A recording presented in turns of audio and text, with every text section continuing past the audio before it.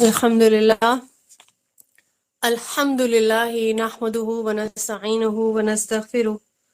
ونؤمن به ونتوکل علیہ ونعوذ باللہ من شرور انفسنا ومن سیئات اعمالنا من يهده الله فلا مضل له ومن يضلله فلا هادي له ونشهد ان لا اله الا الله وحده لا شريك له ونشهد ان سيدنا محمدا عبده ورسوله ارسلہ بالہدی ودین الحق لیظہرہ علی الدین کلہ وکفى باللہ شہیدا خصوصا علی افضلہم وخاتم النبیین محمدین الامین وعلی آلہ وصحبہ اجمعین فصلی اللہ علیہ وسلم تسلیما کثیرا کثیرا اما بعد فاعوذ باللہ من الشیطان الرجیم بسم اللہ الرحمن الرحیم رب اشرح لی صدری ویسر لی امری واحلل عقدۃ من لسانی یفقہوا قولی رب یسر ولا تعسر وتمم بالخیر۔ آداب کے ٹاپکس ہم آج کل پڑھ رہے ہیں فقہ کے چیپٹرز میں۔ تو آج ہم دیکھیں گے کہ ہم نے جس طرح سے اپنا فون یوز کرتے ہیں، ٹھیک ہے، اور پھر ہم ٹی وی بھی دیکھتے ہیں، تو ہمیں کون سے ایسے آداب ہیں جو ہم اپنے قرآن کریم سے اور رسول اللہ صلی اللہ علیہ وآلہ وسلم کی احادیث سے ہم لوگ ان کو عکس کر سکتے ہیں، ٹھیک ہے۔ تو ہمیں وہ آداب جو ہمیں فالو کرنے ہیں انشاءاللہ وہ ہم دیکھیں گے کہ چیزیں جو ہیں جتنی بھی اب سائنسی دریافت ہے، اب وہ ٹی وی ہے، یہ موبائل ہے، یہ پہلے دور میں تو بالکل بھی نہیں تھا نا۔ اللہ تعالیٰ نے اب ترقی دی انسان کو، انسان کے پاس عقل ہے، فہم ہے، ایجاد کرتا ہے چیزوں کو، مزید چیزیں دریافت ہوتی ہیں، اور اس طرح سے یوں سمجھ لیں کہ ٹیکنالوجی کے دور میں بھی ہم لوگ کافی ترقی کر چکے ہیں، یعنی کہ انسان۔ تو ان سبھی چیزوں کو اگر ہم استعمال کریں گے، اب کوئی یہ نہیں کہہ سکتا کہ ان چیزوں کا استعمال کیونکہ رسول اللہ صلی اللہ علیہ وآلہ وسلم کے دور میں نہیں تھا، تو اب ہم اس سے کوئی بھی اخذ نہیں کر سکتے ہیں، کوئی بھی نتیجہ کہ ہمیں اس کو بھی آداب اس کے سیکھنے چاہیے، مطلب یہ چیزیں تو تھی نہیں، تو ایسا نہیں ہے۔ ہمارا دین بہت زیادہ ڈائنامک ہے، بہت ڈائیورس ہے اور ایپلیکیبل ہے۔ اب ایپلیکیبل کس طرح سے کہ چاہے اب ہم چاند پہ بھی چلے جائیں، یہاں سے شفٹ کر جائیں، کسی اور سیارے پہ بھی جا کے بسیں، ہمارا دین ان سچویشنز میں بھی ایپلیکیبل ہوگا، اور ہمارے پاس شفٹ ہونے کے لیے کوئی دلیل ہونی چاہیے، ٹھیک ہے۔ تو یہاں پہ ہم دیکھتے ہیں کہ ٹی وی، اگر ہم دیکھیں ٹی وی استعمال کرنے کے کیا آداب ہیں، جس طرح سے ہم لوگ، اللہ کا بہت احسان ہے ہم سبھی لوگوں پہ کہ ہم کیسے کن چیزوں کے لیے یوٹیلائز کرتے ہیں اپنے فون کو۔ اور الحمدللہ یوٹیوب کو جب بھی ہم اوپن کرتے ہیں تو ہماری ہسٹری بتا رہی ہوتی ہے کہ کبھی نہ کبھی ہم کوئی تفسیر کا کوئی لیکچر جو ہے وہ سن رہے ہوتے ہیں، کبھی کوئی مطلب اس طرح سے مسائل جو ہے وہ سن رہے ہوتے ہیں، یا کچھ نہ کچھ ہم اس سے اچھا ہی سیکھ رہے ہوتے ہیں۔ سیم اسی طریقے سے اگر ہم اپنا ٹی وی یوز کرتے ہیں تو ہمارے جو چینلز ہیں ان کا انتخاب ہمیں بتا دیتا ہے کہ ہم اس کو پازیٹیولی یوز کر رہے ہیں۔ کوئی اسلامی چینل ہم دیکھ رہے ہیں، یا پھر ہم کوئی اللہ تعالیٰ کی جس طرح سے نیچر کے بارے میں کچھ دیکھنا چاہ رہے ہیں، یا کچھ بھی ایسا، تو ہم اسے کس طرح سے یوز کریں گے ہم وہ دیکھیں گے انشاءاللہ۔ یہ اللہ تعالیٰ کی نعمتوں میں سے نعمتیں ہیں، ٹھیک ہے۔ آج ہم گھر بیٹھے اگر قرآن کریم کی ایک بہت ہی جس طرح سے کہتے ہیں قیمتی نالج اگر ہم حاصل کر رہے ہیں، تو یہ اللہ تعالیٰ کی بہت بڑی نعمت ہے کہ ہم یہ ہمارا فون ہمارے پاس ہے، ہمارے پاس انٹرنیٹ کی فیسلٹی ہے، ٹھیک ہے۔ ورنہ تو گھر بار چھوڑ کر اگر ہمیں یہ پڑھنے کے لیے باہر جانا پڑے تو یہ بھی ایک یوں سمجھ لیں کہ ایک مشکل اسائنمنٹ ہو جائے، ٹھیک ہے۔ تو بہت آسان کر دیا ہمارے لیے، اللہ تعالیٰ کی رحمت ہو گئی ہم پہ کہ ہم ہمارا ٹائم بچ گیا، ٹھیک ہے، ہماری اماؤنٹ بچ گئی، کیونکہ آنے جانے میں بھی مال لگتا ہے، ٹھیک ہے، فاصلے کم ہو گئے، یہ انہی ساری ٹیکنالوجیز کے توسط سے ہی یہ سب چیزیں پاسبل ہوئی ہیں، ٹھیک ہے۔ تو یہاں پہ ہم اللہ تعالیٰ کی نعمت کو بہت اچھے سے ریئلائز کریں گے اور دل سے اللہ تعالیٰ کا شکر ادا کریں گے کہ اللہ پاک نے ہمیں یہ نعمت عنایت فرمائی اور ہمارے لیے مشکل چیزوں کو آسان کر دیا۔ اب یہاں ہم دیکھتے ہیں کہ کبھی ہم ٹی وی اگر استعمال کر رہے ہوں تو ہمیں یہ دیکھنا ہے کہ کہیں آس پاس کوئی انسان، کوئی بوڑھا بچہ، کوئی بھی وہ آرام تو نہیں کر رہا، ٹھیک ہے۔ ٹی وی کا والیوم ہم نے کیسا رکھنا ہے، ہمیں کیا کانٹینٹ دیکھنا ہے اس میں، ٹھیک ہے، وہ ہماری ایک جو لمیٹیشنز ہیں ان کو ضرور ہم نے دیکھنا ہے کہ ہم نے وہی کانٹینٹ دیکھنا ہے جو ہمیں ہمارے مذہب نے الاؤ کیا، جو کہ کہیں ہمارے لیے فتنے کا باعث نہیں بنے گا، صحیح ہو گیا، دوسروں کا خیال رکھتے ہوئے۔ اور پھر ایسا جو ہے یہ زیادہ تر جو ہے ان چیزوں کا، جیسے بچوں کو ہم الاؤ کرتے ہیں تو یہ چیزیں زیادہ تر گھروں میں لاؤنج میں ہونی چاہیے، تاکہ دوسرے جو گھر والے ہیں وہ بھی دیکھ رہے ہو کہ ہمارے بچے کون سا کانٹینٹ ہے جو دیکھ رہے ہیں، کیا اس سے سیکھ رہے ہیں، کیا اس سے کوئی نیگیٹو امپیکٹ تو نہیں آ جائے گا۔ اب جس طرح سے خواتین کو ڈرامہ دیکھنے کا بہت شوق ہوتا ہے، تو بالکل بھی یہ آداب کے خلاف ہے کہ ہم اس ٹیکنالوجی کا کس طرح سے استعمال کر رہے ہیں۔ وہ کیا ہوتا ہے کہ ان سبھی چیزوں کا ہماری خود کی زندگیوں میں اثر ہونے لگتا ہے، ٹھیک ہے۔ لوگوں کے پاس اس چیز کی لاجک ہے کہ ہمیں معلوم ہونا چاہیے کہ دنیا میں کیا ہو رہا ہے وغیرہ وغیرہ، تو اس میں کیا ہم یہی دیکھیں گے کہ گھر میں کیا سیاست ہو رہی ہے؟ اگر ہم ان سیاست کو سیکھنے کے بعد اپنے گھروں میں اس کو امپلیمنٹ کرنے لگیں گے تو نیگیٹو امپیکٹ آئے گا۔ اور پھر یہ بھی کہ جس طرح بچے کوئی اگر ایسی چیزیں دیکھ رہے ہیں تو ہمیں زیادہ کوشش کرنی چاہیے کہ ہمیں جس طرح سے کوئی اچھا کانٹینٹ ہے، کارٹونز میں بھی بچے کارٹونز شوق سے دیکھ رہے ہوتے ہیں، ٹھیک ہے، تو ہمیں کچھ ایسا ہی ان کے لیے سلیکشن کرنا چاہیے۔ آج کل ماشاءاللہ سے بہت لوگوں نے اس پہ کام کیا ہے، جس طرح سے دینی پلیٹ فارم کو استعمال کرنا بچوں کے لیے بھی، تاکہ بچے کیونکہ اس کمی سے وہ بھی محروم نہیں رہیں اور دین کی نالج ساتھ ساتھ سیکھتے رہے۔ تو کارٹونز ہیں جس طرح سے کچھ ایسے انہوں نے بنا لیے ہیں، یا جو بھی اس حوالے سے کام کر رہے ہیں، اللہ تعالیٰ ان کی یہ کاوشوں کو جو ہے قبول فرمائے کہ اس میں انہوں نے سٹوریز شامل کر دی ہیں جو قرآن کریم میں بیان ہوئی ہیں، حضرت یوسف علیہ السلام کی، ٹھیک ہے، حضرت یونس علیہ السلام کی، تو ان کو بچوں کے لیے ان چیزوں کو انٹرسٹنگ کر دیا تاکہ ان کو دین اچھا لگنے لگے، ٹھیک ہے۔ تو انسان کو اپنے بچوں کو بھی جو چیز وہ دیکھ رہے ہیں ان کے لیے خاص طور پر کوشش کرنی چاہیے تاکہ ان کی لینگویج میں، ان کے آداب میں، اٹھنے بیٹھنے میں وہ چیز جو ہے تھوڑا بہت اس کا بھی امپیکٹ آئے۔ اسی طریقے سے جس طرح فون ہے، آپ نے اب کسی کو فون کرنا ہے تو خاص طور پر نیت کا جو خلوص ہے وہ میں ہر بار یہی کہتی ہوں کہ کچھ بھی کرنے سے پہلے نیت کو خالص رکھتے ہوئے، اللہ تعالیٰ کی رضا کو مد نظر رکھتے ہوئے ہمیں اپنے ہر کام میں جو ہے اس کو سر انجام دینا چاہیے۔ اور پھر اگر کسی کو فون کر رہے ہیں، جیسے اب گرمیوں کے دن ہوں اگر، اور رات کا کوئی ایسا ٹائم ہے جس طرح سے ہم سمجھتے ہیں کہ وہ جو رات کے آرام کے جو اوقات ہیں، ان میں داخل ہو گیا وقت، تو اس ٹائمنگ میں ہمیں کسی کو کال نہیں کرنی چاہیے۔ ہو سکتا ہے کہ وہ آرام کر رہا ہو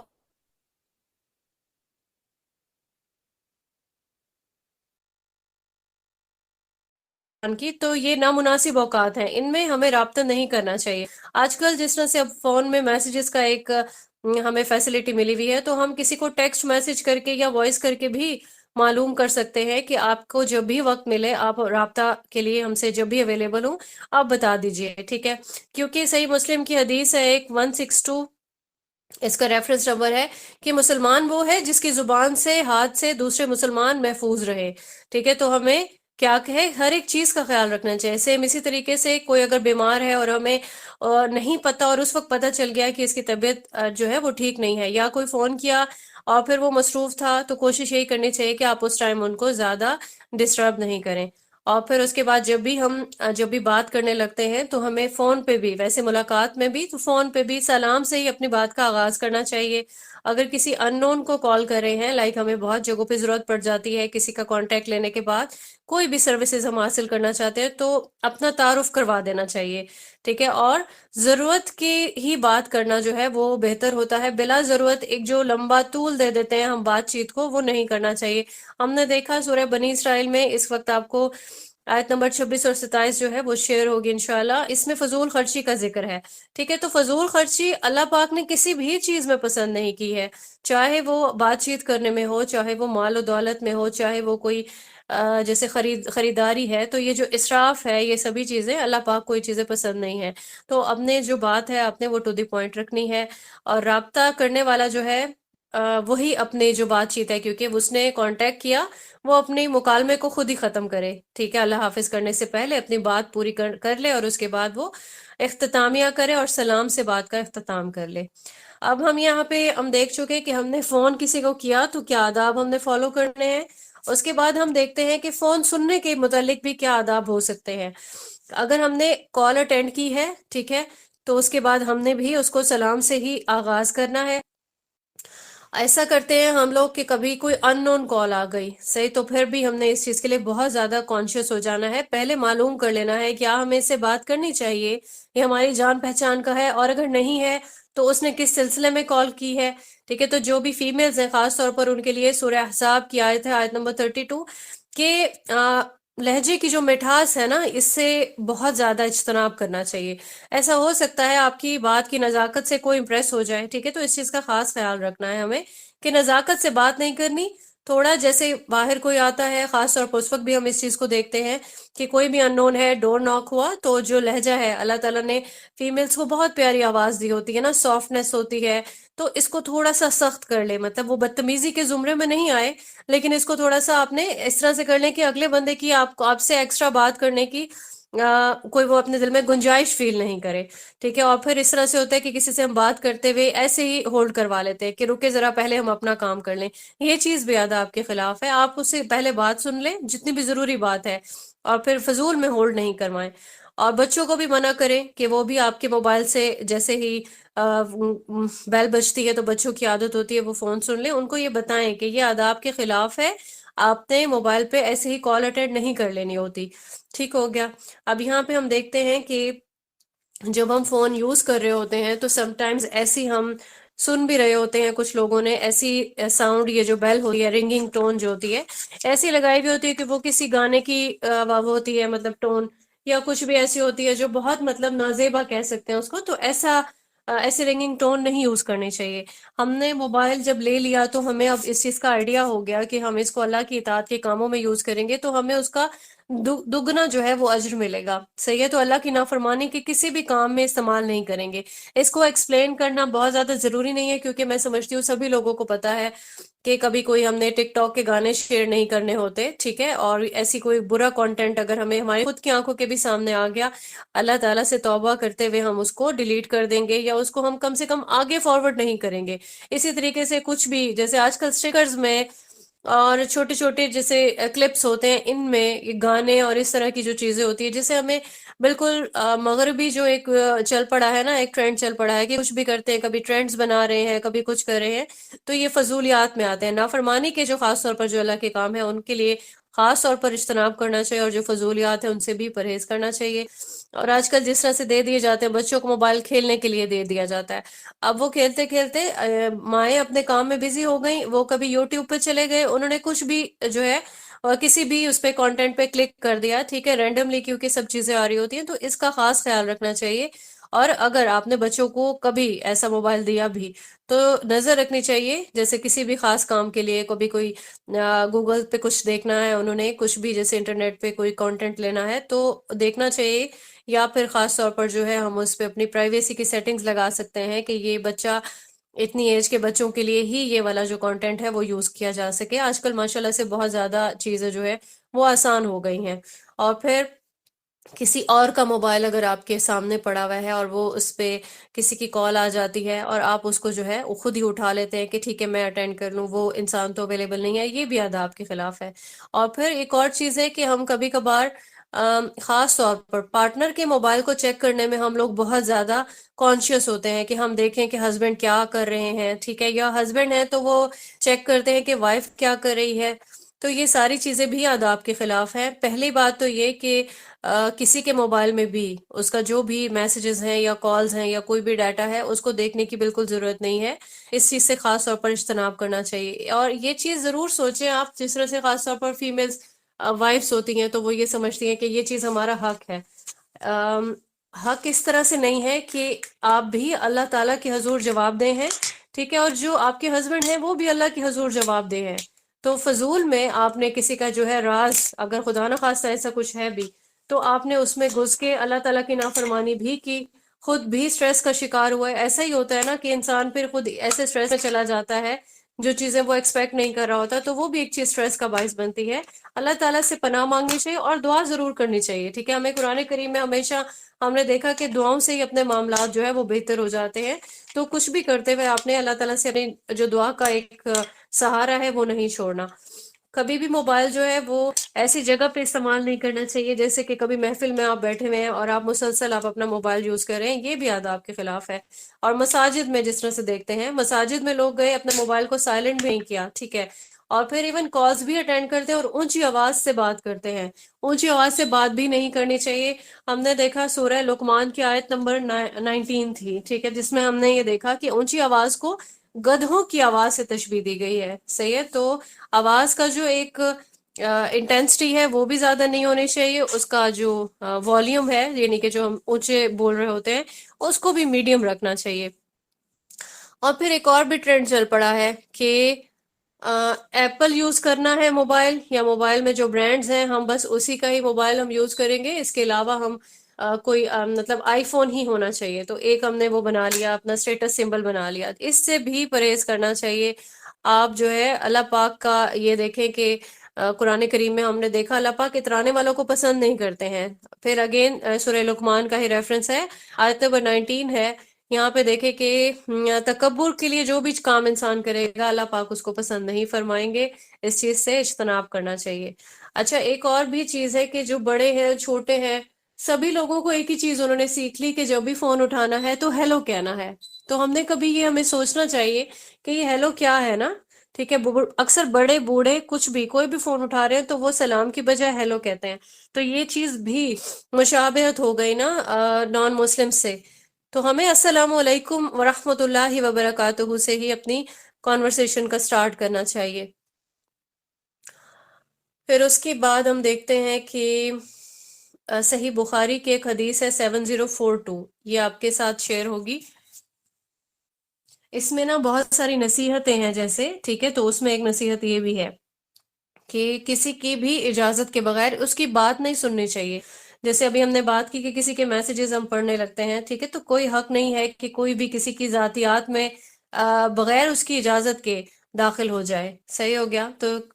کسی کے میسیجز نہیں پڑھنے چاہیے، نہ ہی اس کی بات سننی چاہیے۔ اور ایک اور چیز بھی ہوتی ہے کہ جب انسان کوئی بات کر رہا ہوتا ہے، دوسرا ایم ہی فضول میں ہی ٹو لگانے کی نیت سے کان لگا کے بیٹھا ہوتا ہے کہ اس کی کیا بات ہو رہی ہے، صحیح، اس سے بھی اجتناب کرنا چاہیے۔ اور کسی آج کل جس طرح سے موبائل کسی کے ہاتھ میں دیا تو ایک یہ بہت برا ایک ٹرینڈ چل پڑا ہے موبائل کے وہ جو کلون بن جاتے ہیں کہ دوسرا جو ہے ایک اور واٹس ایپ یا ایک اور فیس بک وہ آپ کے موبائل میں بھی یوز ہونے لگتی ہے، اور اس انسان کو آئیڈیا بھی نہیں ہوتا کہ میری ساری چیزیں جو ہے وہ کسی اور کے فون میں بھی یوز ہو رہی ہیں۔ اس سے بھی اجتناب کرنا چاہیے، بہت زیادہ بگاڑ انہی سب چیزوں سے پیدا ہوتے ہیں، ٹھیک ہے۔ کسی کی اجازت کے بغیر ڈیٹا ٹرانسفر نہیں کرنا چاہیے، لائک کوئی پکچرز ہیں آپ کو پسند آ رہی ہیں، آپ فوراً سے اپنے فون میں ان کو ڈال لیتے ہو، تو بالکل بھی نہیں کرنا چاہیے۔ یہ ساری چیزیں انشاءاللہ ہم دیکھیں گے تو ہماری یہ جو اللہ پاک نے ہمیں نعمت عنایت فرمائی ہے اس کو ہم اطاعت کے کاموں میں ہی استعمال کرتے چلے جائیں گے انشاءاللہ، ٹھیک ہے، اور ہم کسی معاشرتی بگاڑ کا بھی جو ہے وہ باعث نہیں بنیں گے، اور اللہ پاک ہمیں اس کے استعمال کے لیے بھی انشاءاللہ وبارک و تعالی اس کا بہترین اجر عنایت فرمائیں گے،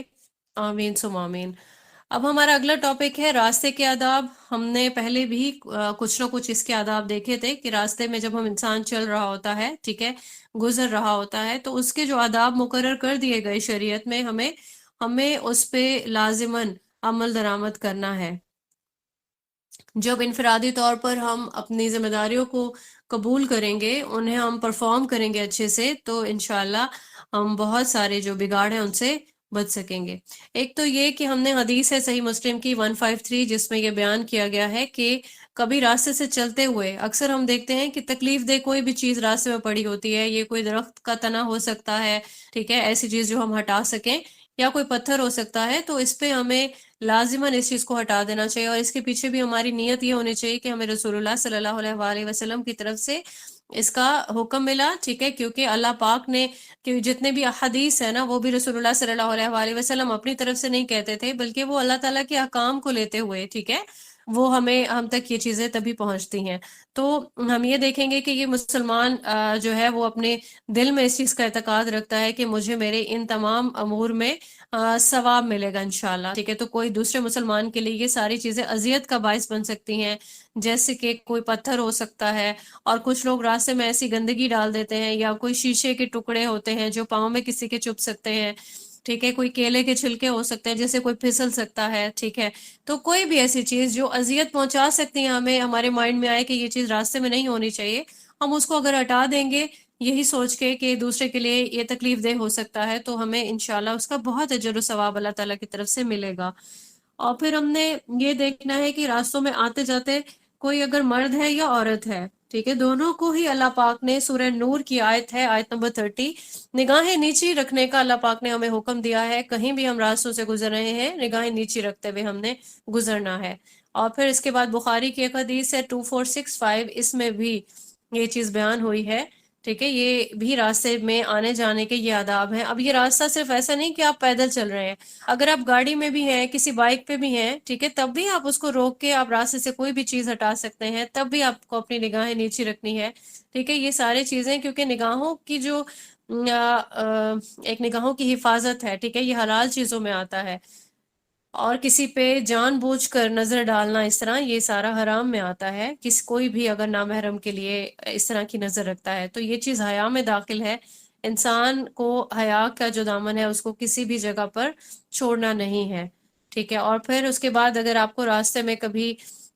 جیسے میلز کے لیے خاص طور پر آسان ہے، وہ سلام کا جواب بھی دے سکتے ہیں، سلام بھی کر سکتے ہیں آتے جاتے لوگوں کو۔ فیمیلز کو جو ہے صرف اپنے جان پہچان کے اگر کوئی مل گئے تو وہ بھی راستوں میں یہ چیزیں کرنا بہتر نہیں ہوتا، آپ سلام کر کے آگے بڑھ سکتے ہیں۔ پھر اس کے بعد اگر آپ کسی راستے سے گزر رہے ہوتے ہیں تو آپ کو یہ دیکھنا ہے کہ قضائے حاجت لوگ راستوں میں کر رہے ہوتے ہیں، ٹھیک ہے، یہ بھی کام مسلمانوں کو ایزا پہنچانے والا ایک کام ہے، ٹھیک ہے۔ اس کو صحیح مسلم کی حدیث ہے 618، اور فقہ میں اس کو حرام قرار دیا گیا ہے، ٹھیک ہے۔ تو جو بھی ایسا کوئی کام کر رہا ہوتا ہے لوگوں کو اس کو طریقے سے منع کرنا چاہیے۔ اس کے بعد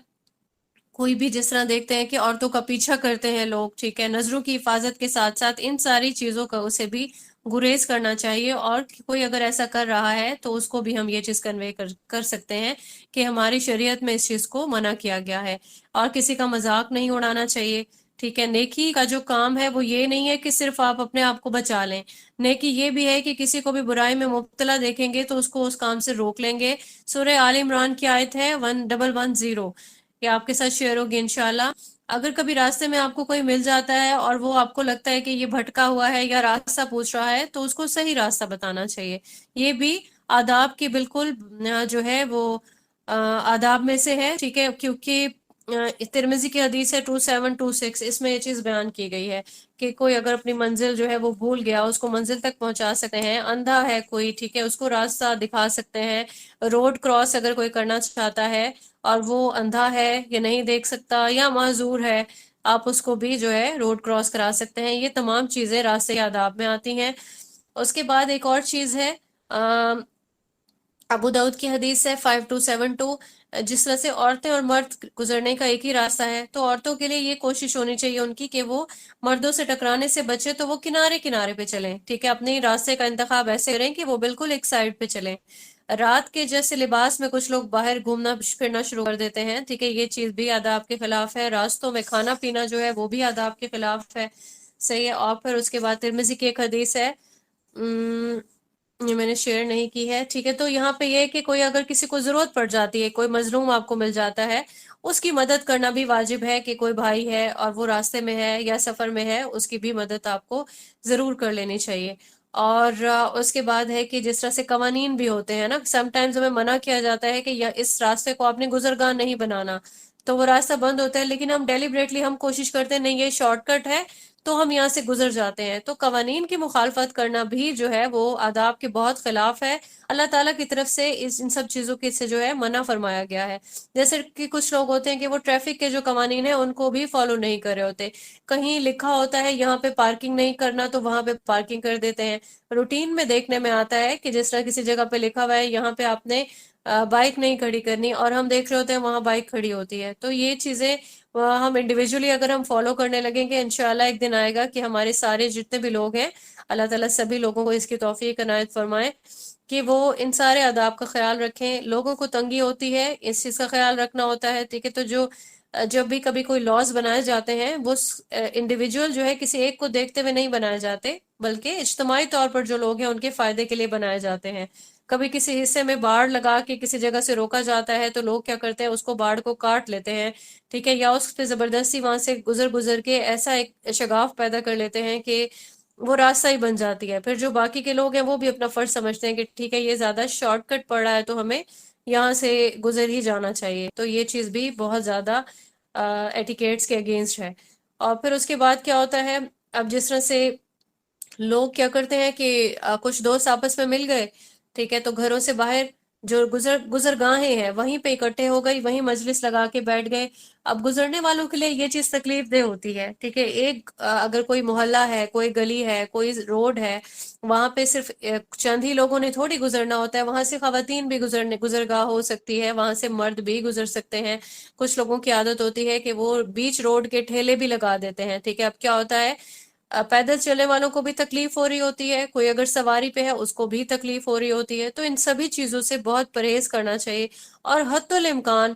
ہم سب کو امر بالمعروف اور نہی عن المنکر، یعنی کہ روکنا بھی، یہ بھی ہمارے جو ہے دین کا ایک حصہ ہے، تو ہمیں منع بھی کرنا چاہیے۔ اور اس کے لیے ضروری نہیں کہ آپ کسی کو ڈانٹ ڈپٹ کے منع کریں، بلکہ بہت ہی طریقے سے پیار محبت سے بھی آپ یہ چیز کنوے کر سکتے ہیں کہ آپ یہ ایٹیکیٹس کے بالکل خلاف ہے، آپ اس کو سائڈ پہ کر سکتے ہیں، گزرگاہ کے جو ہے علاوہ آپ اپنا جو ہے کام جاری رکھ سکتے ہیں، تاکہ کسی آنے جانے والے کو تکلیف نہیں ہو۔ اللہ تعالیٰ سے یہاں دعا کرتے ہیں ہم سبھی لوگ کی راستوں کے جو بھی آداب ہیں جو ہم نے پڑھے، اور خاص طور پر جو آداب اللہ تعالیٰ کی طرف سے، رسول اللہ صلی اللہ علیہ وآلہ وسلم کی طرف سے ہمیں کنوے ہو گئے، ہم ان پہ عمل پیرا ہو جائیں۔ اللہ تعالیٰ ہمیں ان سب چیزوں کی توفیق عنایت فرمائے، آمین ثم آمین۔ اگلا ہمارا ٹاپک ہے سفر کے آداب۔ اب سفر بھی انسان کی ضرورت ہے، ٹھیک ہے، تو دینی لحاظ سے بھی انسان سفر کر سکتا ہے، اپنی ضرورت کے اکارڈنگ بھی سفر کر سکتا ہے۔ تو ہمیں یہ معلوم ہونا چاہیے کہ سفر کے کیا آداب ہیں۔ دینی سفر میں ہمارے حج عمرہ آ سکتا ہے، ٹھیک ہے، کوئی بھی سفر اس طرح کا آ سکتا ہے جو بھی ہم اللہ تعالیٰ کی رضا کے لیے کریں۔ اور پھر اس کے بعد جو ہے علم حاصل کرنے کے لیے ہم سفر کر سکتے ہیں اپنی ضرورت کے لحاظ سے، کبھی کوئی تجارت کا سفر ہو سکتا ہے، کسی سے ملنے کے لیے بھی جا سکتا ہے انسان۔ یہ سارے سفر جو ہیں ہمارے لیے جائز ہوتے ہیں، اور اس سے ہمیں آداب کا جو خیال رکھنا ہے ہم وہ دیکھیں گے انشاءاللہ کہ ہمیں کیا آداب سکھائے گئے۔ ہمیں جب سفر شروع کرنا ہے تو ہمیں اپنی نیت خالص کرنی ہے، ٹھیک ہے۔ نیت جیسے ہی ہم اپنی خالص کر لیتے ہیں تو اس سے کیا ہوتا ہے کہ جو بھی اچھی نیت سے کیا گیا کام ہے وہ ہمارے لیے باعث اجر بن جاتا ہے۔ اللہ تعالیٰ کی نافرمانی والے جتنے بھی کام ہیں، ایسے کسی کام کے لیے ہمیں سفر نہیں کرنا ہے، ایسے علاقوں کی طرف ہمیں سفر نہیں کرنا جہاں بے حیائی اور برائی کے کام ہو رہے ہوں، ٹھیک ہے۔ تو انسان جس طرح سے حرام کام سے اس کو دور ہونا ہے، ٹھیک ہے۔ جیسے کہ کبھی ایسا بھی ہوتا ہے نا کہ ہم کبھی اپنے فرینڈس کے ساتھ ایسی گیدرنگز کر رہے ہوتے ہیں، اور پھر ہم کرتے کرتے اس کے بعد جب ہم دین کے بارے میں علم حاصل کرتے ہیں، اور اب ہم سمجھتے ہیں کہ ٹھیک ہے کہ ابھی ہم یہ دوستی تو ہے ہماری، ہم کبھی کبھار مل سکتے ہیں اور دوست ہیں ان کو بھی ہم راہ راست پہ لا سکتے ہیں، لیکن کیا ہوتا ہے ہم ایسے دوستوں کی جو کہ شرعی کاموں کے خلاف برخلاف کام کرتے ہیں، وہ کام کوئی بھی ہو سکتے ہیں، حرام کام بھی ہو سکتے ہیں، برائی کے کام بھی، جو بھی کام ہو سکتے ہیں۔ اللہ کا بہت احسان ہے کہ اب ہمیں اس چیز کی اویئرنیس ہے، تو اس کے باوجود بھی ایسی محفلوں میں اگر انسان بیٹھتا رہے تو کہیں نہ کہیں شیطان کا جو غلبہ ہے وہ آ سکتا ہے انسان پہ، ٹھیک ہے۔ تو ایسی محفلوں میں، ایسی جگہوں پہ سفر کرنا بالکل شریعت کے برخلاف ہو جاتا ہے۔ کبھی کوئی آپ نے لمبا سفر کرنا ہے تو رسول اللہ صلی اللہ علیہ وآلہ وسلم ایسے سفر سے پہلے استخارہ کیا کرتے تھے، ٹھیک ہے۔ ہر ایسے کام سے جو بھی ان کو کرنا ہوتا، اللہ تعالیٰ سے خیر طلب کرنی ہوتی تھی رسول اللہ صلی اللہ علیہ وآلہ وسلم کو، تو وہ سب کو، صحابہ کرام کو بھی اسی طرح سکھا کے گئے تھے کہ خیر طلب کر کے ہی، استخارے کی دعا کر کے ہی آپ نے اپنا کام سٹارٹ کرنا ہے۔ بخاری کی 1162 حدیث ہے، اس میں استخارہ کا طریقہ شیئر کیا گیا ہے۔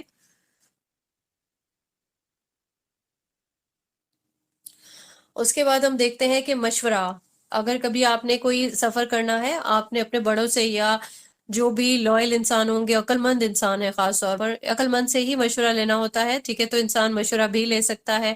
اگر آپ لمبے سفر پہ جا رہے ہیں یا چھوٹے پہ بھی جا رہے ہیں تو کوشش یہی کرنی چاہیے کہ کسی کی کوئی امانت آپ کے پاس ہے تو کسی کے سپورٹ کر کے جائیں، کوئی قرض کے معاملات ہیں تو وہ بھی آپ جو ہے آپ اپنے ادائیگی ضرور کر کے پھر جائیں، اور پھر کسی کے حقوق آپ پر باقی ہیں،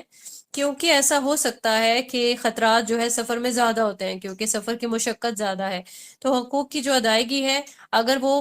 پوسٹ پون ہو گئی یا آپ نے پوسٹ پون کر دی اور راستے میں ہی آپ کی ڈیتھ ہو جائے، کیونکہ موت تو برحق ہے نا، ٹھیک ہے، تو پھر ایسا کرنا انسان کے لیے بہت زیادہ نقصان دہ ہو سکتا ہے، کیونکہ ہم سب جانتے ہیں کہ جو قرض والا معاملہ ہے وہ شہید کے لیے بھی معاف نہیں ہے، اور پھر رسول اللہ صلی اللہ علیہ وآلہ وسلم نے جب ہجرت کی تھی تو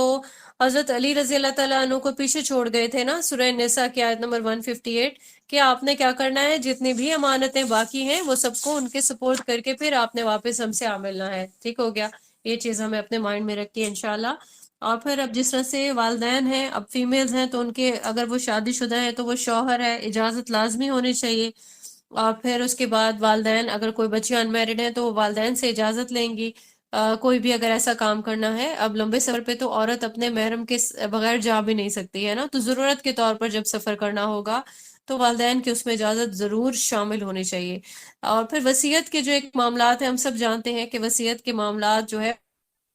ہوتے ہوئے قرآن کریم میں وہ 1/3 پہ آ گئے. تو بخاری کی حدیث ہے 2738، اگر انسان سفر پہ جا رہا ہے تو پھر اس سے پہلے جو حدیث کے جو الفاظ ہیں کہ 1/3 کے ایکول جو ہے وہ وصیت کر سکتا ہے اپنے معاملات کی. ٹھیک ہو گیا؟ اور یہ بھی ہم جانتے ہیں کہ باقی تو شریعت میں جو بھی وراثت کی جو تقسیم ہے وہ ساری کلیئر ہے. 1/3 جو ہے اس پہ انسان کا اختیار ہے کہ وہ اس کو کسی کو بھی وصیت کر سکتا ہے. اور جو لوگ آپ کی وراثت میں نہیں آتے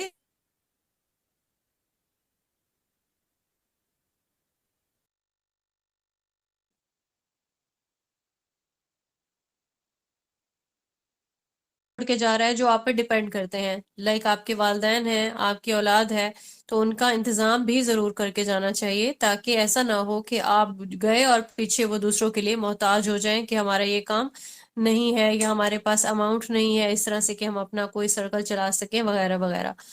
اس کے بعد جب بھی سفر پہ جو اخراجات ہیں ان کا انتظام ساتھ میں ہونا چاہیے. اور پھر سفر کرنے کے لیے حلال جو آپ کا مال ہے وہی یوز کرنا چاہیے، کیونکہ حلال مال میں ہی برکت ہے. ہم نے یہ دیکھا، حلال روزی ہے جس میں برکت ہے، حلال روزی ہے جس سے ہم صدقہ خیرات کر سکتے ہیں،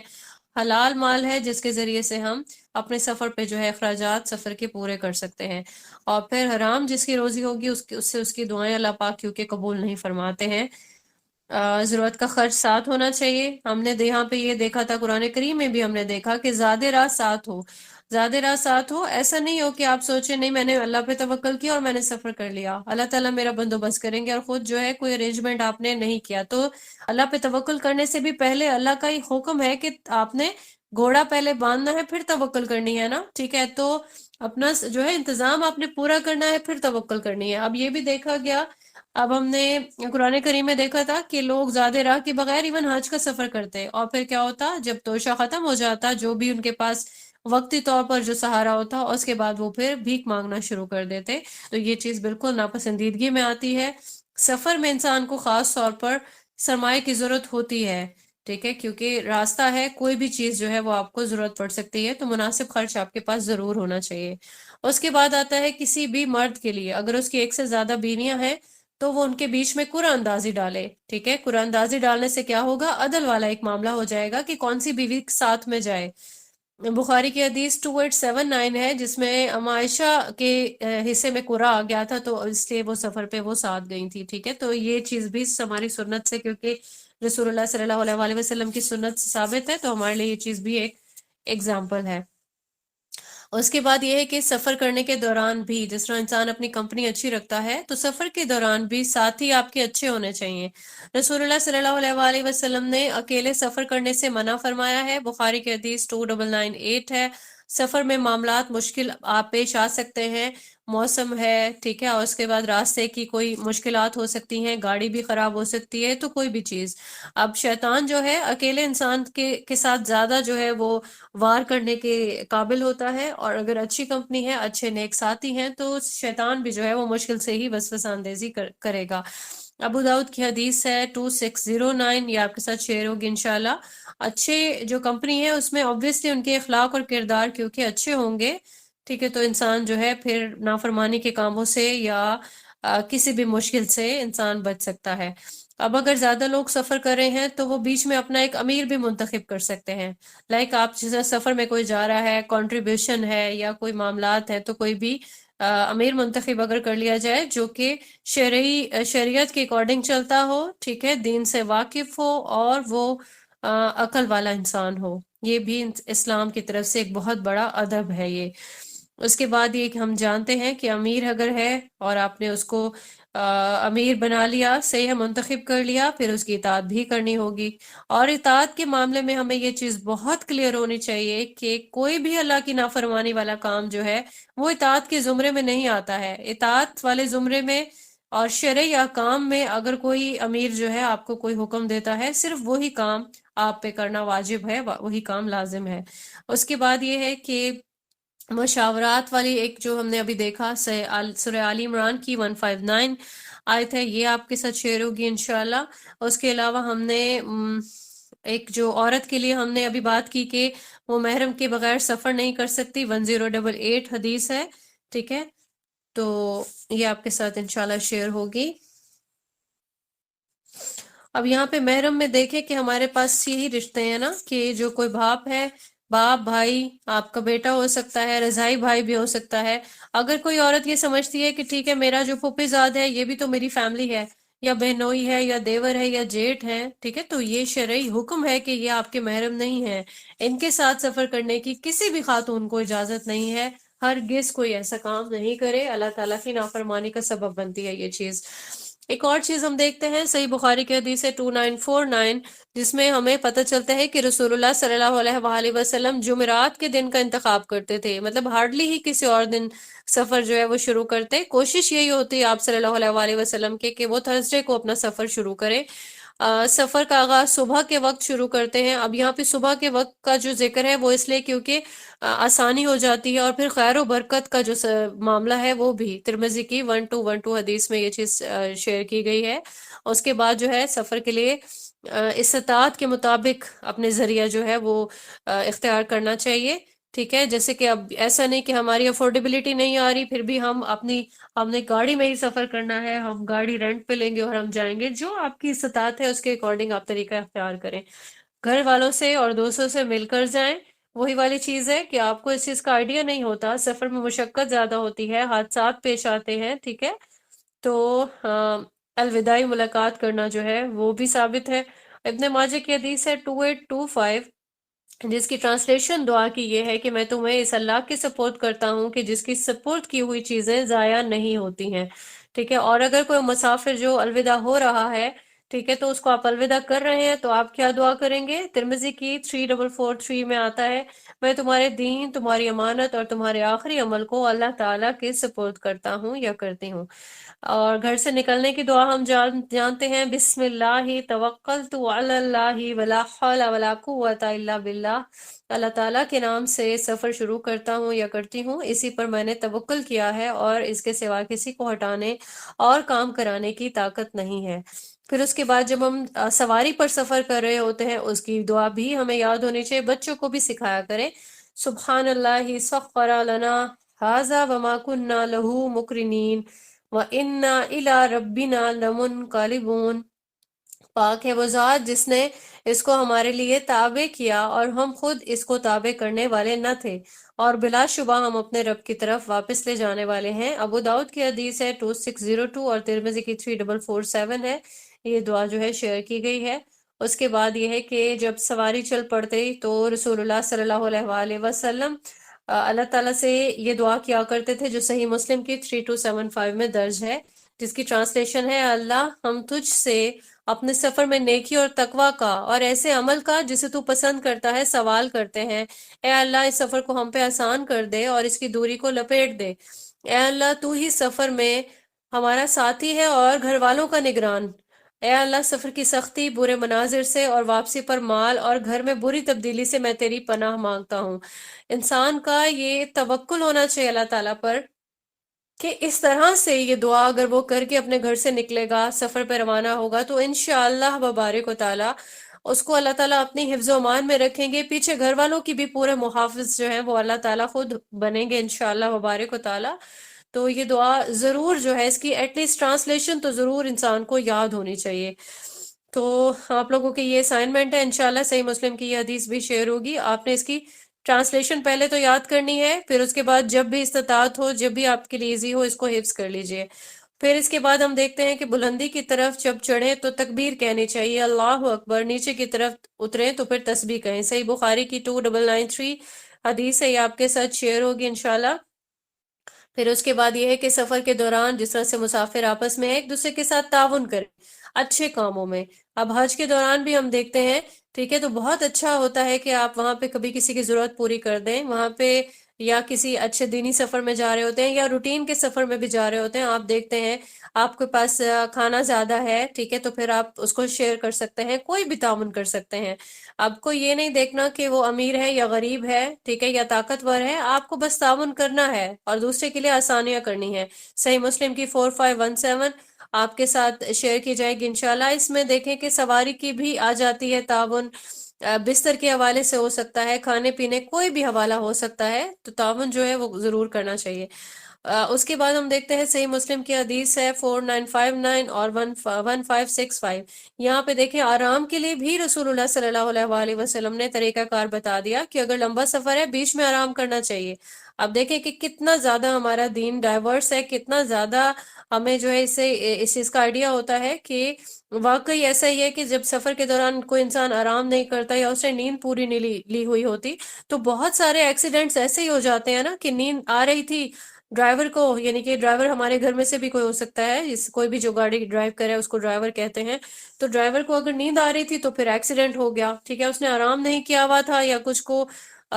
جو بھی اس کو ڈسٹربنس تھی، ٹھیک ہے، تو سفر مشقت والی ایک چیز ہے، آپ کو ریسٹ اپنا پورا رکھنا چاہیے، بیچ میں رک کے بھی آرام کر لینا چاہیے، نیند بھی لے لینی چاہیے۔ اس کے بعد جو ہے ایک ترمذی کی حدیث ہے 1906 جس میں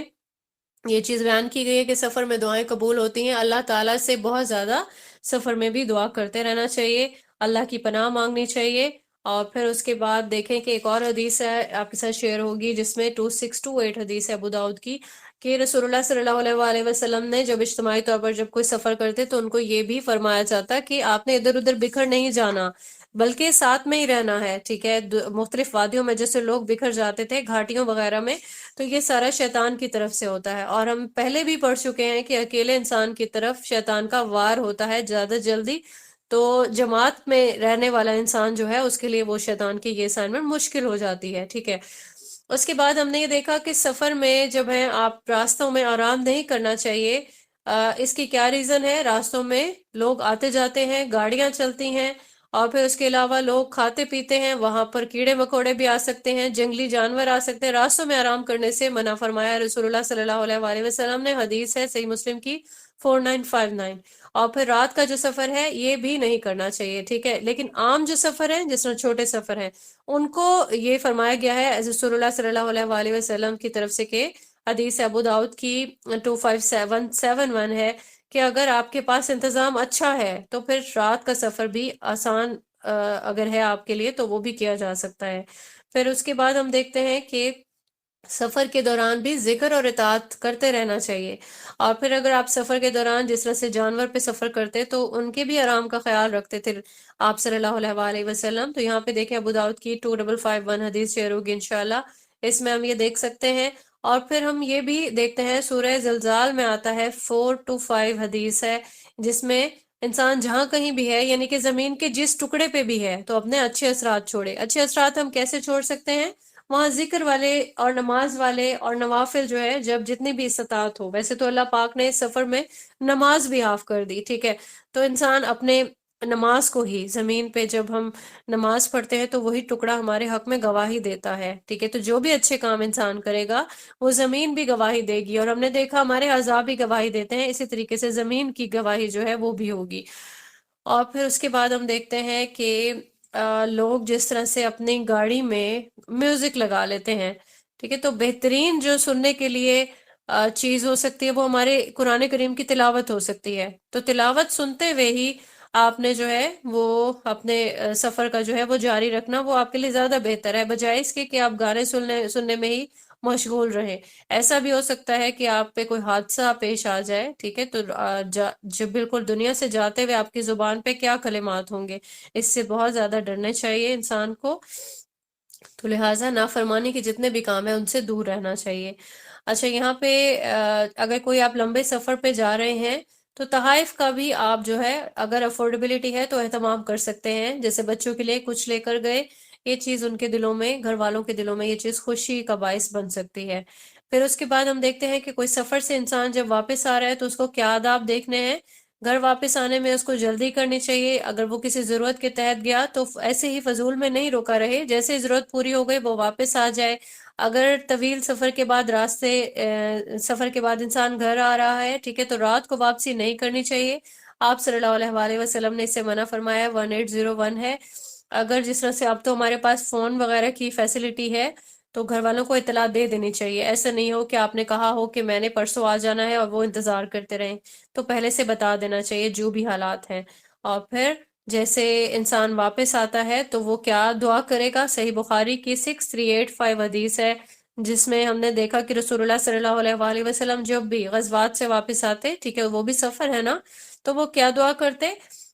بخاری کی جو حدیث ہے اس میں ٹرانسلیشن میں پڑھوں گی: ہم واپس آنے والے ہیں، توبہ کرنے والے ہیں، اپنے رب کی عبادت کرنے والے اور تعریف کرنے والے ہیں.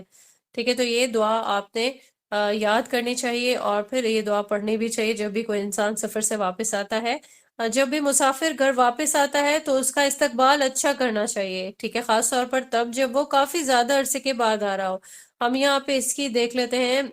صحیح مسلم کی حدیث دیکھ لیتے ہیں 6268. یہ چیز یہاں سے ہمیں ملے گی انشاءاللہ. مسافر جب جیسے کوئی مسافر آتا ہے تو گلے ملنا بھی جو ہے وہ مستحب ہے. اس سے کیا ہوگا کہ آنے والا دل سے خوش ہوگا، اور جو ہے وہ اپنی سفر کی تھکاوٹ دور ہو جائے گی اس کی. اس کے بعد ہم دیکھتے ہیں کہ رسول اللہ صلی اللہ علیہ وآلہ وسلم جب سفر سے واپس آتے تو وہ مسجد جا کر 2 رکعت نماز پڑھتے. یہ رسول اللہ صلی اللہ علیہ وآلہ وسلم کی سنت ہے، جو کہ ہمیں بخاری کی 3089 حدیث سے ملتی ہے. اور اس کے بعد کوئی اگر بہت زیادہ دیر سے گھر آتا ہے، استطاعت رکھتا ہے، تو گھر والوں کو کھانا کھلائے. ٹھیک ہے، پڑوسیوں کو کھانا کھلا سکتا ہے، کھانا بھیج سکتا ہے. ٹھیک ہے، یہ اللہ تعالیٰ کی طرف سے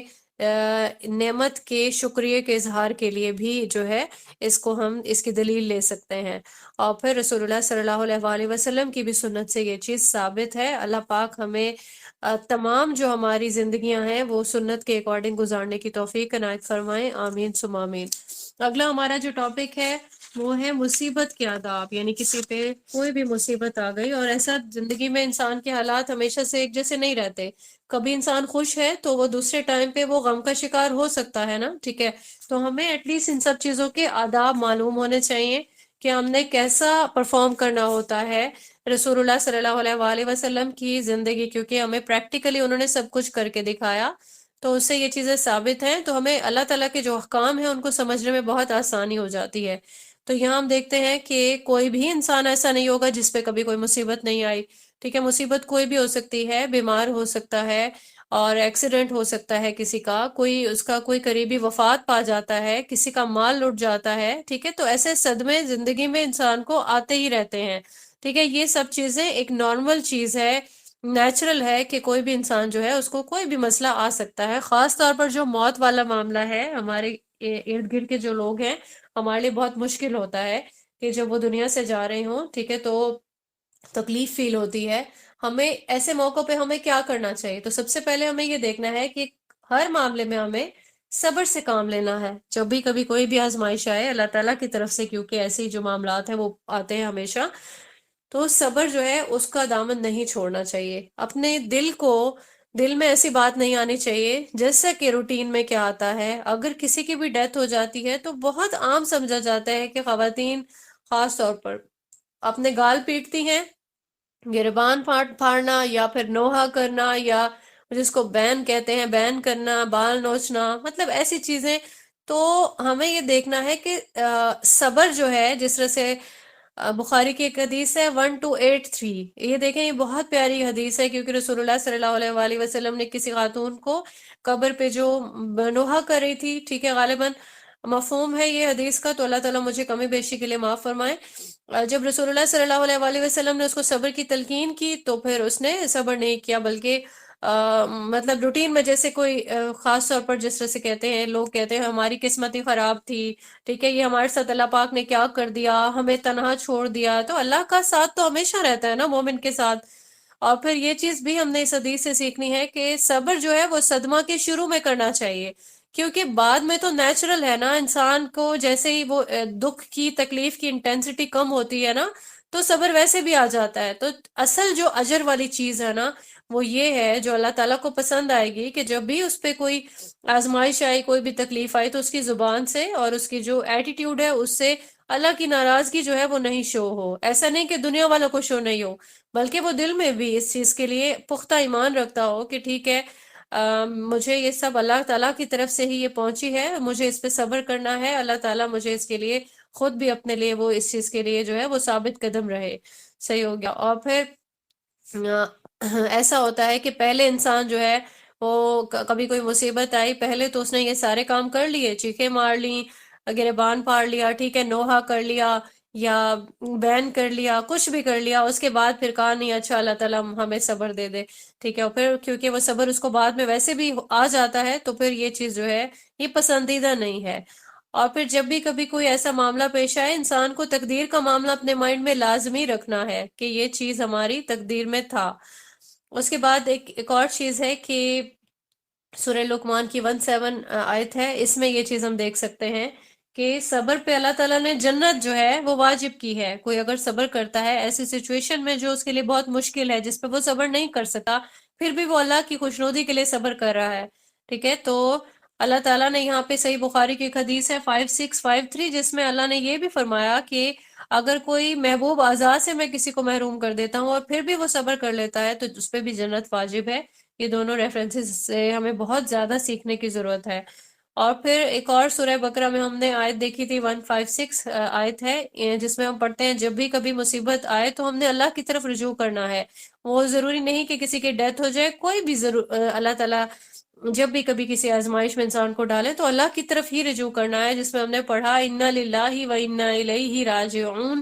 کہ بے شک ہم اللہ تعالیٰ کے لیے ہیں اور بے شک ہم اس کی جانب لوٹنے والے ہیں۔ اور ایک اور جو ایک دعا ہے جس میں ہم دیکھتے ہیں صحیح مسلم میں 2126 میں، اور اس کے علاوہ ابو داؤد میں بھی 5090 میں ہے، اس میں دونوں میں سے کسی ایک میں آپ دیکھ لیں، جس میں یہ دعا ہے کہ اے اللہ مجھے میری مصیبت میں اجر دے اور میرے لیے اس نعم البدل اس کا عنایت فرما۔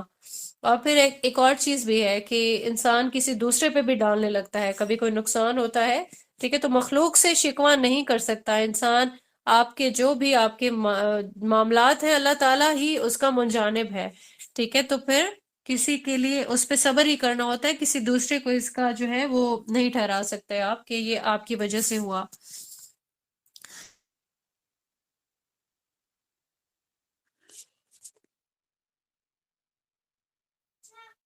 اچھا، اس کے بعد ہم دیکھتے ہیں کہ اللہ تعالیٰ کی ناراضگی کے لیے ہمیں یہ سب چیزیں ہم نے دیکھ لیں کہ ہم نے یہ سارے کام کون کون سے، جس میں نوحہ کرنا ہے، ٹھیک ہے، بال نوچنا، یہ سارے نافرمانی کے کام ہیں، ان سب کاموں کو کبھی بھی آؤٹ نہیں کرنا کسی بھی انسان نے، جو بھی یہ سب کچھ جو ہے جانتے ہیں کہ یہ چیزیں اللہ تعالیٰ کو ناراض کرنے کے ایکول ہیں۔ اور اس کے بعد یہ ہے کہ جب بھی انسان پہ ایسی مصیبت آتی ہے، ہم نے قرآن کریم میں بہت جگہ پہ پڑھا نا، جیسے کہ ایون ہم نے یہ بھی دیکھا کہ جہنم میں بھی لوگ موت مانگ رہے ہوں گے کہ بس اس سے بہتر تھا کہ ہمیں موت آ جاتی۔ اب یہاں پہ ہم دیکھتے ہیں موت کیوں مانگتے ہیں، کیونکہ موت جو ہے وہ ساری تکالیف کی جو ایک یوں سمجھ لیں کہ اس کا ختم ہونے کا وقت ہے، دنیاوی جو بھی تکالیف ہے، ٹھیک ہے، تو جو مومن ہے اس لیے تو وہ موت سے ڈرتا نہیں۔ اور پھر اس کے بعد انسان پہ جب بھی مصیبت آتی ہے تو وہ یہ ضرور یاد رکھے کہ یہ ٹیمپریری ہے، ٹھیک ہے، اس مجھے ان دی اینڈ مجھے جو ہے اس دنیا سے جانا ہے نا، تو پھر کیا ہوگا کہ جو دنیا کی انسرٹینٹی ہے وہ انسان کے دل میں اگر جگہ بنا لے گی تو اس کے لیے کوئی بھی مشکل زیادہ مشکل نہیں لگے گی اس کو۔ اور پھر ہم نے یہ بھی دیکھا سورہ مائدہ کی 106 آیت ہے، اس میں ہم نے موت کی کو مصیبت کیونکہ ایک اللہ رب العزت نے جو ہے وہ قرار دیا ہے، ٹھیک ہے، تو انسان کو جو موت کو یاد رکھنا ہے، صحیح ہو گیا۔ اور پھر اس کے بعد یہ بھی یاد رکھ سکتے ہیں ہم کہ رسول اللہ صلی اللہ علیہ وآلہ وسلم بھی اس دنیا سے وفات پا گئے، ٹھیک ہے، اگر یہ چیز پوری امت کے لیے، ہر مسلمان کے لیے یہ ایک بہت بڑی مصیبت ہے کہ اب ہمیں اللہ تعالیٰ کی طرف سے جو ہے کوئی شریعت نہیں آ رہی، کوئی مطلب ایک اللہ تعالیٰ نے یہاں پہ کیونکہ رسول اللہ صلی اللہ علیہ وآلہ وسلم پہ یہ سلسلہ ختم ہو گیا، اللہ کا بہت احسان ہے کہ کمپلیٹ بھی ہوا۔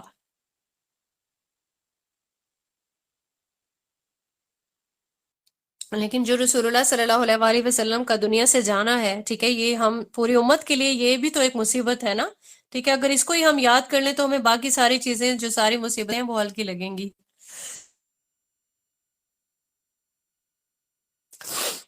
اس کے بعد ہم نے تقدیر پہ، کیونکہ ہر انسان کا یقین ہے، ٹھیک ہے، تو سارے ہی معاملات جو ہیں وہ تقدیر کے ہیں، تو اس سے بھی انسان اپنی جو تکلیف کی اذیت ہے اس میں کمی محسوس کر سکتا ہے۔ سورہ حدید کی ایک آیت ہے 22 اور دوسری 33 ہے، یہ آپ کے ساتھ انشاءاللہ شیئر ہوگی، کہ جتنے بھی معاملات ہیں تقدیر کے وہ ہو کے رہتے ہیں، اس سے انسان کبھی بھاگ نہیں سکتا ہے۔ تو یہ بھی اللہ تعالیٰ کے فیصلے کی حکمت کو سمجھتے ہوئے انسان اگر صبر کر لیتا ہے تو یہ چیز بھی آسان ہو جاتی ہے انسان کی طرف سے۔ اس کے بعد اگر مصیبت آپ پر آ بھی گئی تب بھی اللہ تعالیٰ کی باقی نعمتوں کا مشاہدہ کر لینے سے بھی، کہ اللہ تعالیٰ نے مجھے اور بہت چیزوں سے نوازا،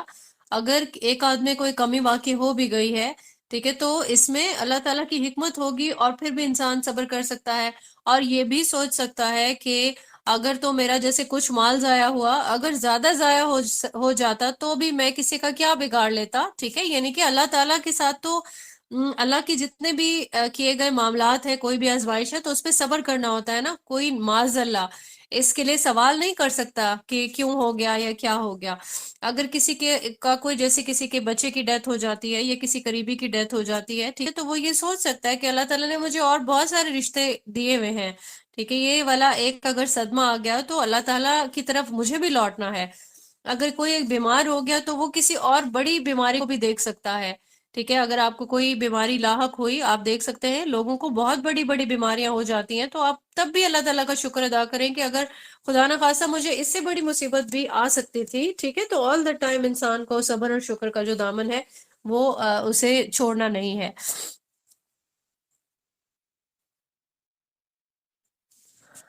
اس میں ہم یہ دیکھتے ہیں کہ ہم نے اللہ تعالیٰ نے ہمیں جو نعمتیں دی ہیں ان پہ ہم نے نظر ثانی کرنی ہے، اور پھر اس کے بعد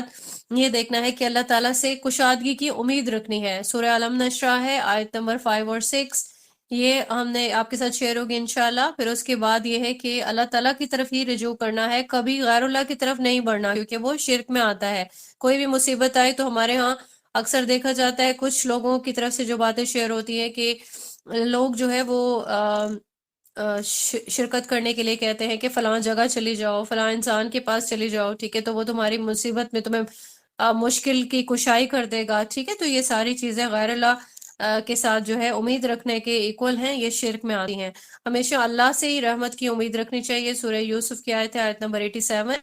ہمیں یہ چیز یہاں سے بھی ملتی ہے۔ اور پھر حضرت یوسف کے ساتھ جو معاملات ہوئے وہ ایک بار بھی مایوس نہیں ہوئے، اور پھر ان کے جو والد تھے حضرت یعقوب علیہ السلام، آپ نے دیکھا کہ اتنے خوبصورت پیارے سے بچے کی جدائی تھی، کس طرح سے انہوں نے برداشت کیا، صبر کیا اس پہ، اللہ کی رحمت سے پھر بھی مایوس نہیں ہوئے، لاسٹ تک یہی کہتے رہے کہ مجھے اللہ تعالیٰ کی طرف سے بہت ہی اچھی امید ہے، ٹھیک ہے، تو یہ چیز یہ مومن کی یہ نشانی ہے کہ وہ اللہ سے ہی امید رکھتا ہے اور کشادگی کی رکھتا ہے امید۔ یہاں پہ ہم نے دیکھا کہ ہمیں کبھی بھی کوئی بھی مصیبت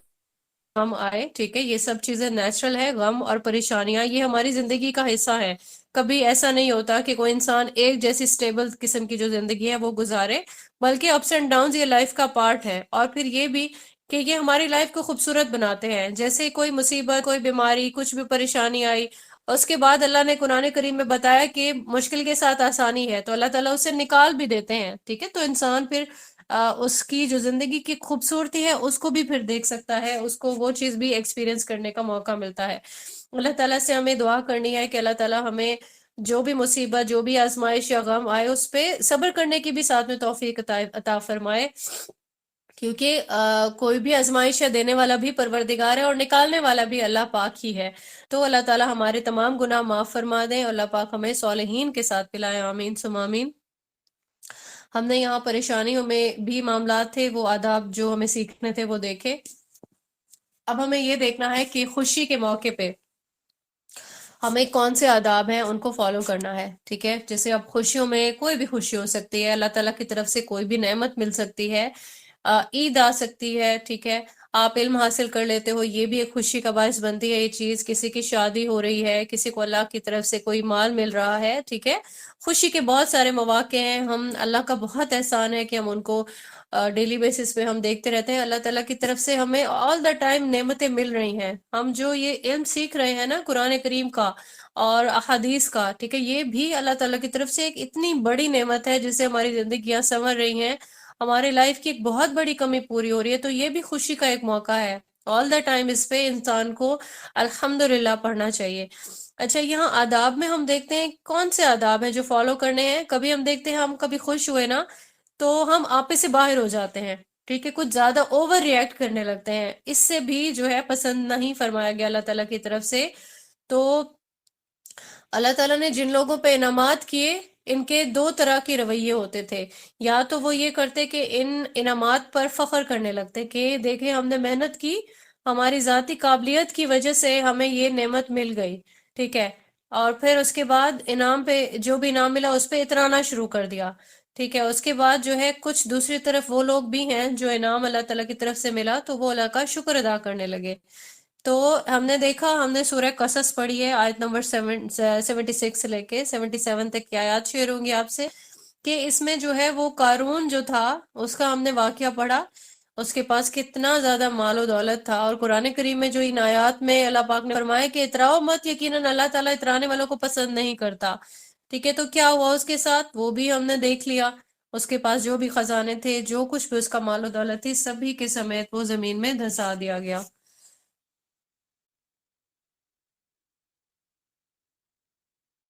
اچھا، یہاں پہ اس کے بعد جو شکر کی مثالیں ہیں وہ بھی ہم دیکھ سکتے ہیں، پیغمبروں سے ہمیں ان کے عمل سے ملتی ہیں۔ سیدنا ابو بکر سے ایک روایت ہے، ابو داؤد کی حدیث ہے 2774، اس میں یہ چیز درج ہے کہ جب رسول اللہ صلی اللہ علیہ وآلہ وسلم کو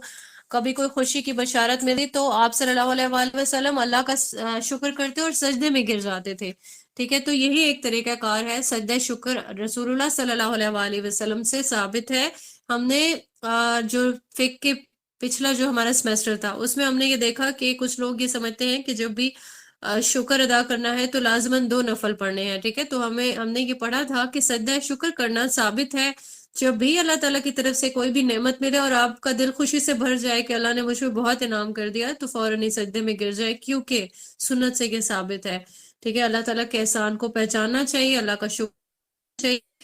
اور پھر اس کے بعد ہمیں صحیح مسلم کی ایک حدیث ہے 2769، ایک پورا ایک واقعہ ہے، حضرت کعب بن مالک رضی اللہ تعالیٰ عنہ ہے۔ ہم میں سے بہت ساری بہنوں کو یہ چیز جو ہے یاد ہوگی، قرآن کریم میں بھی ہم نے جب تفسیر کر رہے تھے تو دیکھا کہ ان کی نیت بالکل صاف تھی، لیکن ان سے غلطی ہو گئی تھی، ٹھیک ہے۔ تو انہوں نے اللہ سے توبہ کی، اللہ تعالیٰ نے ان کی توبہ قبول کی، اور جب وہ توبہ قبول ہوئی وہ فوراً ہی وہ سجدے میں گر گئے۔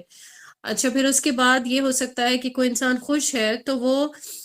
خوشی کے شکرانے کے طور پر وہ کسی کو کھانا بھی کھلا سکتا ہے، ٹھیک ہے، کچھ لوگوں کو کھانا کھلا سکتا ہے۔ ابو داؤد کی ایک حدیث ہے 3749، جس میں اونٹ یا گائے کو ذبح کرنا جو ہے یہ بھی ایک چیز ثابت ہے۔ اس کے بعد یہ ہے کہ جب رسول اللہ صلی اللہ علیہ وآلہ وسلم کی شادی ہوئی تھی اما عائشہ سے، تو انہیں سے یہ روایت ہے کہ انہوں نے فرمایا، ابو داؤد کی حدیث ہے 4922، جس میں بچیاں جو تھیں وہ دف بجا رہی تھیں، ٹھیک ہے۔ تو دف بجا کے وہ شاعری کے کچھ بھی وہ جو ٹپے یا جو چیزیں تھیں اس کو وہ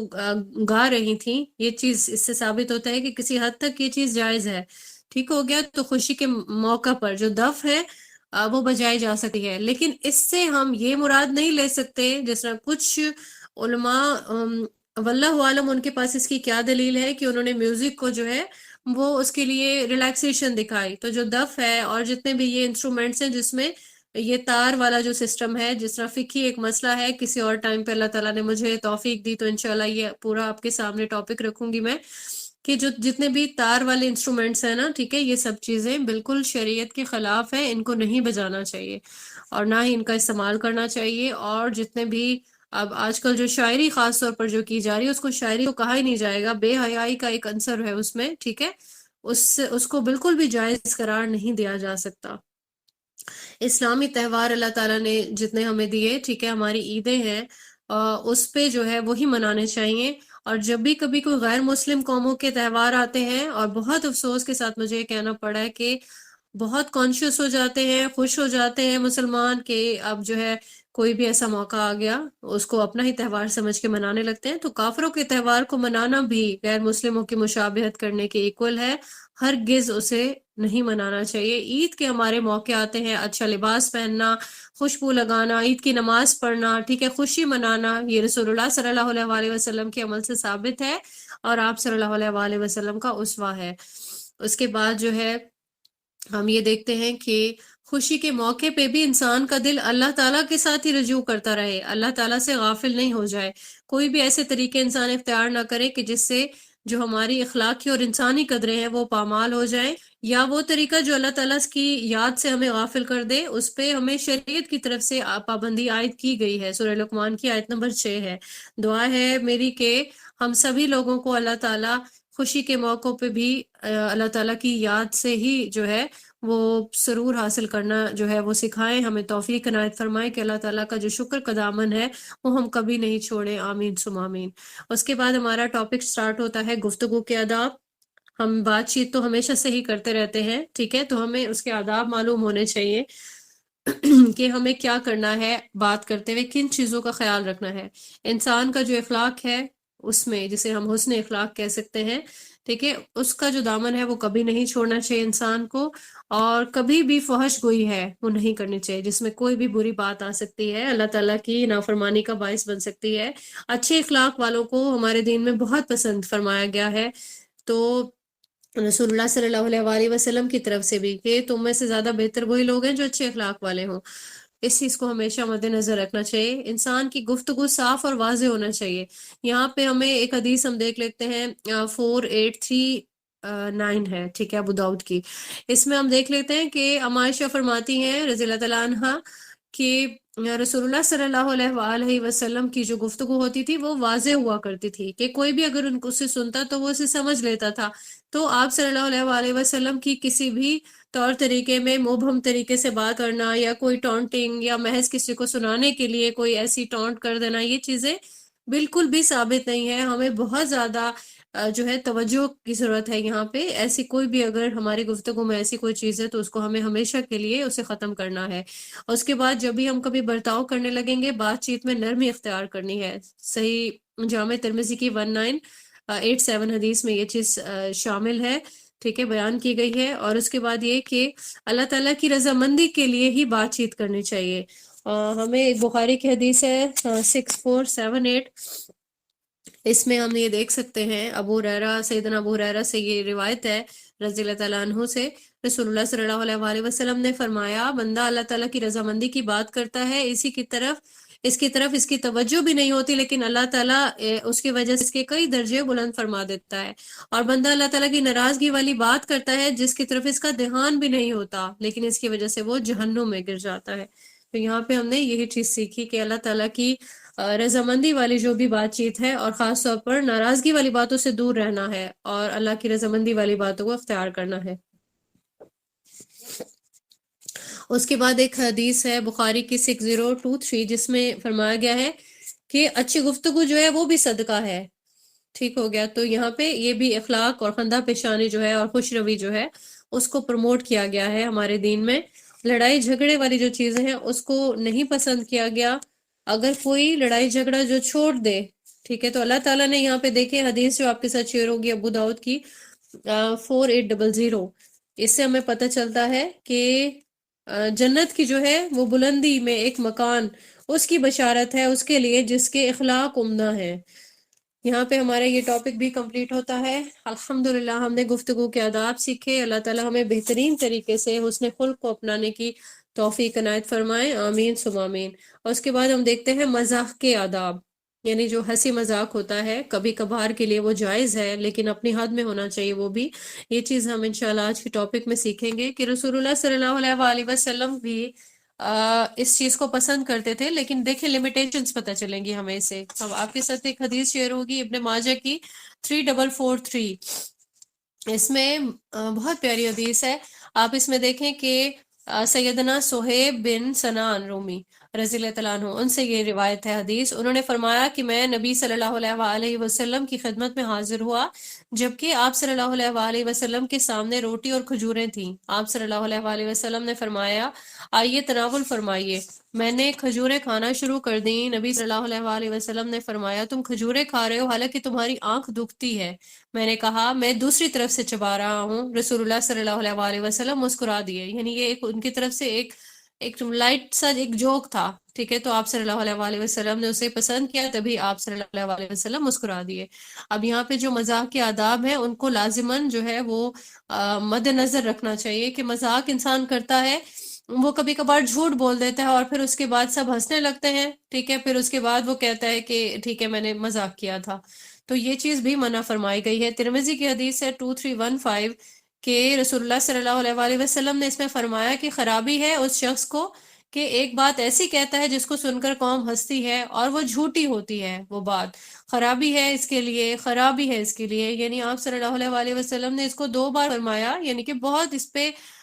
پرزور طریقے سے فرمایا کہ انسان کو جھوٹ نہیں کہنا چاہیے، چاہے وہ مذاق میں ہی کہہ رہا ہو، جھوٹ نہیں کہے۔ اس کے بعد یہ ہے کہ خوش طبعی میں بھی سچ ہی بات کہنی چاہیے۔ اب یہ یہاں پہ بھی ایک حدیث ہے ابو داؤد کی 4998 جس میں رسول اللہ صلی اللہ علیہ وآلہ وسلم کے پاس ایک آدمی آیا اور کہنے لگا اے اللہ کے رسول مجھے کوئی سواری عنایت فرمائے۔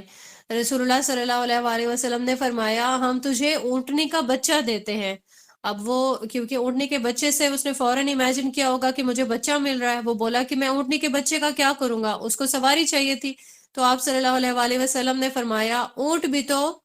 جو ہے وہ اونٹنی کا بچہ ہی تو ہوتا ہے، ٹھیک ہے، تو یہ بھی ایک یوں سمجھ لیں کہ ایک بہت ہی خوش طبعی سے رسول اللہ صلی اللہ علیہ وآلہ وسلم نے ایک بات کہی، لیکن وہ بات سچ تھی۔ تو یہاں پہ ہم نے سیکھا کہ ہم ہنسی مذاق والے معاملات ہم کر سکتے ہیں لیکن لمیٹیشنز میں، ہمارا دین ہمیں اس سے منع نہیں کرتا، لیکن ہمیں اس میں کیا کیا چیزیں مد نظر رکھنی ہے،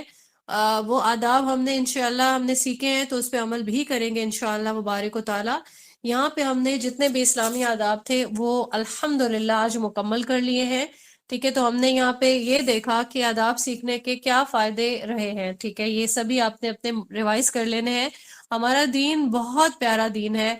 ٹھیک ہے، ہم نے اپنی زندگی گزارنی ہے، اللہ تعالیٰ کی رحمت سے ہم یہاں پہ زندگی گزار کے چلے جائیں گے انشاءاللہ، ٹھیک ہے، ہم سبھی لوگوں کو موت آ جانی ہے اور پھر قیامت کے دن کے بعد ہی سارا جو ہے فیصلہ ہوگا۔ دعا یہ کرتے ہیں کہ اللہ تعالیٰ ہمیں وہاں پہ کوئی بہتر مقام عنایت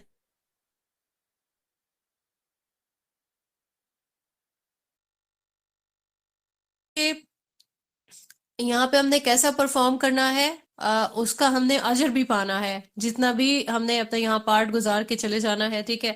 اب یہاں ہم اس چیز کو دیکھتے ہیں کہ جب بھی کبھی کوئی ایجوکیٹڈ اور ان ایجوکیٹڈ انسان سے ہم ملتے ہیں نا، ٹھیک ہے، اس کا ڈفرنس واضح ہو جاتا ہے ہمارے سامنے،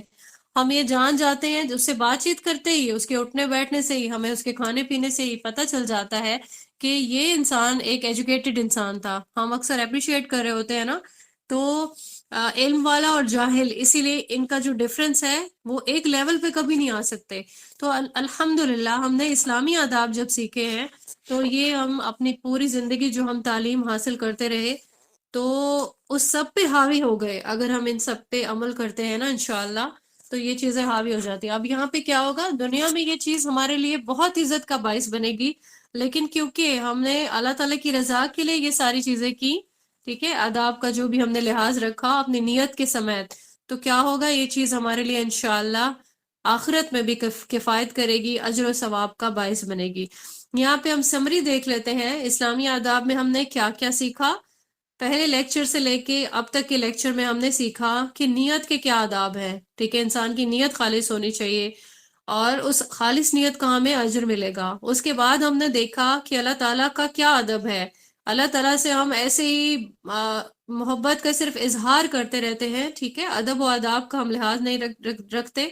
تو وہ چیز ٹھیک نہیں ہوتی ہے نا، ٹھیک ہے، تو اگر خالصتاً اللہ تعالیٰ سے محبت کرتے ہیں تو کیا آداب فالو کریں گے؟ سب سے پہلا ادب تو یہی کہ ہم نے اللہ تعالیٰ کے احکام کو ماننا ہے، اس میں پک اینڈ چوز والی پالیسی کو اختیار نہیں کرنا ہے، بلکہ جتنے بھی اللہ کے احکام ہیں جو اللہ پاک کی طرف سے ہمیں قرآن و حدیث سے مل گئے ان سب پہ عمل کرنا ہے۔ پھر اس کے بعد اللہ تعالیٰ کی کتاب کا کیا ادب ہے، اس کو صرف ایسے ہی ادب و احترام سے چوم کے غلاف اچھے میں بند کر کے اوپر نہیں رکھ دینا، بلکہ اسے اپنی زندگی میں شامل کر لینا ہے، ٹھیک ہے۔ اس کے بعد ہم نے دیکھا کہ رسول اللہ صلی اللہ علیہ وآلہ وسلم کے کیا آداب ہیں، کیا ان کی یاد میں، ان کی محبت میں ہم صرف دیے جلاتے رہیں گے، یا ہم لوگ جو بدعات ہیں جس میں یہ ان کی سالگرہ منانا، ٹھیک ہے، اور چراغاں کرنا، یہ چیزیں شامل کر لیتے ہیں لوگ، جو کہ بالکل ثابت نہیں ہے، بلکہ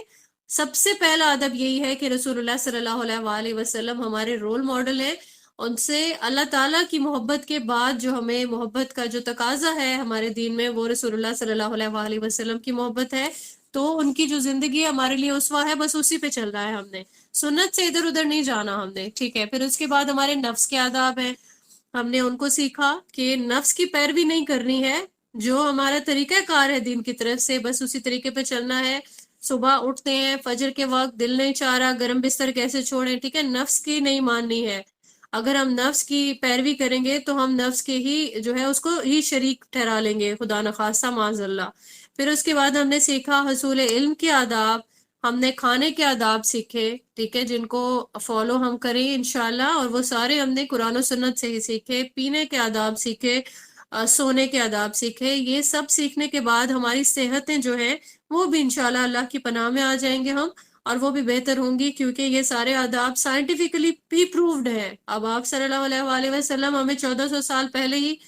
ساری چیزیں سکھا کے چلے گئے، لیکن آج ہمیں سائنس بھی بتا رہی ہے کہ آپ نے ان چیزوں کا خیال رکھنا ہے. نیند سے بیداری کے آداب سیکھے ہم نے. ٹھیک ہے، کون سی دعائیں پڑھیں گے، پہلے ہاتھ دھوئیں گے، کسی برتن میں ہاتھ نہیں ڈالیں گے. یہ ساری احادیث آپ کے ساتھ شیئر ہوئی. قضاء حاجت کے آداب سیکھے. اب جو واش روم ہے یہ خاص طور پر شیاطین کے، یہ یوں سمجھ لیں کہ پناہ گاہ ہے. تو ہمیں قضاء حاجت کے لیے سبھی کی ضرورت ہے، جانا ہے ہمیں، آداب کو ہی فالو کرتے ہوئے اندر جانا ہے، دعا پڑھ کے جانا ہے، اللہ کی پناہ میں آ کے جانا ہے. لباس کے آداب سیکھے. لباس کیسا ہونا چاہیے، فیمیلز کو خاص طور پر سطر کو کور کرنے والا ہو. وہ لباس صرف ہمارے ٹرینڈ کا ہی ایک حصہ نہیں ہو، وہ ہمارا جو ہے